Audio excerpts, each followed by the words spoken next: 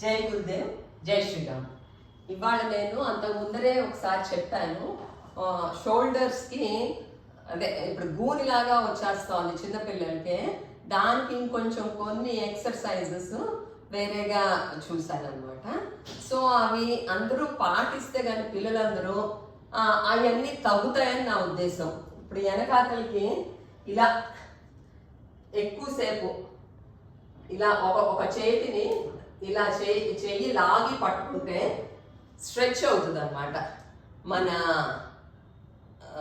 Shoulders ఇలా stretch అవుతాయి.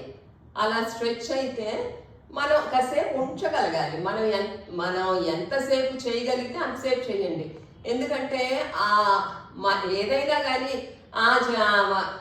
మనం ఏదైనా దేని మీద ప్రాక్టీస్ మీదే వస్తుంది.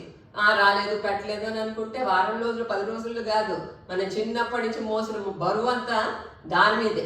సో అవి అదేంటంటే మనం యాక్సెప్ట్ చేసేస్తున్నాం, అది నాకు చిన్నప్పటి నుంచి ఉందండి. అది కాదు, మన స్ట్రక్చర్ చాలా పర్ఫెక్ట్గా చేశాడు దేవుడు. అది మనం మెయింటైన్ చేసుకోవడంలో ఉంటుంది. ఆ తర్వాత ఇంకొకటి ఏంటంటే, ఇప్పుడు ఈ చెయ్యి ఇటుకి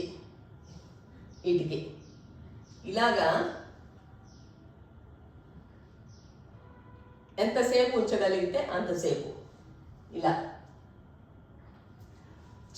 చెవులు వెనక వైపు అలా దండం పెట్టుకుంటే ఎంతసేపు, ఇప్పుడు ఏంటంటే 5 minutes పెట్టగలిగారు అనుకోండి, వెరీ గుడ్. 5 minutes ఇప్పుడు అదొక సాయంత్రం వచ్చాక ఇప్పుడు స్కూళ్ళ నుంచి పిల్లలు వచ్చారనుకోండి, అది లేకపోతే నడుస్తున్నప్పుడు ఏదో ఒకటి ఎలాగైనా కానీ మీరు అది ప్రాక్టీస్ చేయగలరు. ఇప్పుడు ఏంటంటే మంచినీళ్ళు తెచ్చుకోవడానికి వెళ్తున్నారు, ఇలా పట్టుకుని ఇలా చేస్తే ఇది ఏంటంటే మన తల్లిదండ్రుల మీద కూడా ఉంటుంది.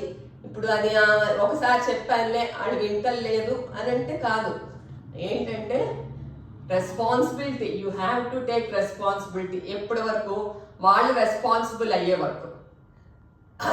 అప్పటి వరకు ఏంటి మమ్మీ సదాయిస్తూ ఉంది ఇలా అంటే, మరి ఏదైనా కానీ హ్యామర్ చేస్తూ ఉంటేనే కదా ఇప్పుడు బంగారం అన్నా ఒక వజ్రంలాగా తయారయ్యేది, కానీ లేకపోతే ఆ రాయన్నా మనం డైమండ్ కింద తయారయ్యేది కొడతా ఉంటేనే కదా.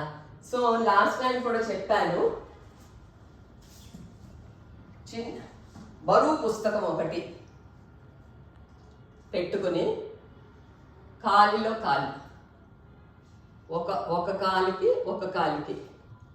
అలా వస్తూ ఉంటే గనక వెనక నడక కూడా నేను చేయను రోజు, కానీ చూసి ఇప్పుడు నేను చేసేదానికి ఇవన్నీ సునాయాసంగా చేయగలను నేను. అది ఆ తర్వాత ఇంకొకటి ఏంటంటే వర్టిగోకి చాలా మంది ఇంకా అది ఫ్యామిలీలో ఉందని ఇదని లేకపోతే, కానీ చెవులు మనకి ఏసీ గాలికి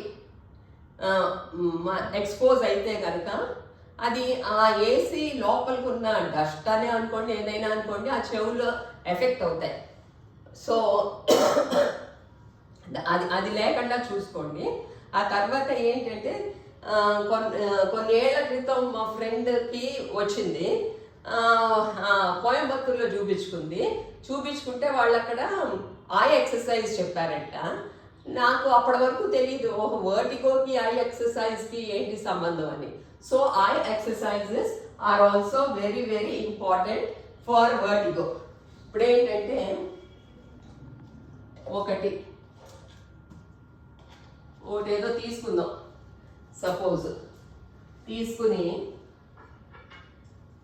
నేనేం తెచ్చుకోలేదు, సరే ఇలా దూరం ఆ వెనకాతలకి ఇక్కడికి, ఆ తర్వాత ఓన్లీ ఐస్ టర్న్ అవ్వాలన్నమాట.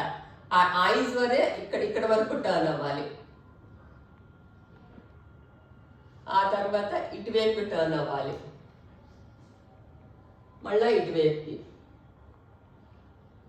ఆ తర్వాత ఇలా పైకి, ఇలా కిందకి, ఇలా పైకి, ఇలా కిందకి. ఆ తర్వాత లెఫ్ట్ అటుకి ఇటుకి. ఆ తర్వాత లెఫ్ట్ టు రైట్,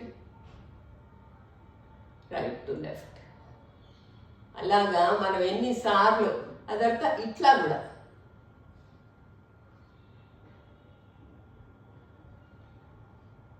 మనము ఓన్లీ ఐస్ తిప్పాలి కానీ మెడ తిప్పకూడదు. అలాగా right to left, light anti clock wise, clock wise అలా చేస్తే మనకేంటంటే ఐ సైట్ తగ్గుతుంది. అది దానికి తోడు ఈ వర్టిగో ఆ తర్వాత అవి కూడా రాకుండా ఉంటాయి. అదంటే ఇంకొకటి ఏంటంటే మనము ఈ మెడ కదలికలు చెయ్యట్లేదు అసలు. మెడ రైట్ లెఫ్ట్, ఆ తర్వాత ఇలా half way breathe in, half way breathe out, anti clock wise, half way breathe in, half way breathe out. ఇలాగా ఎన్నిసార్లు అయితే అన్నిసార్లు చేస్తే మనకు కనుక ఈ మెడ నొప్పులు ఇవన్నీ లేకుండా చక్కగా వర్టిగోలు ఆరోగ్యంగా ఆనందంగా ఉంటారు. జై గురుదేవ్, జై శ్రీరామ్.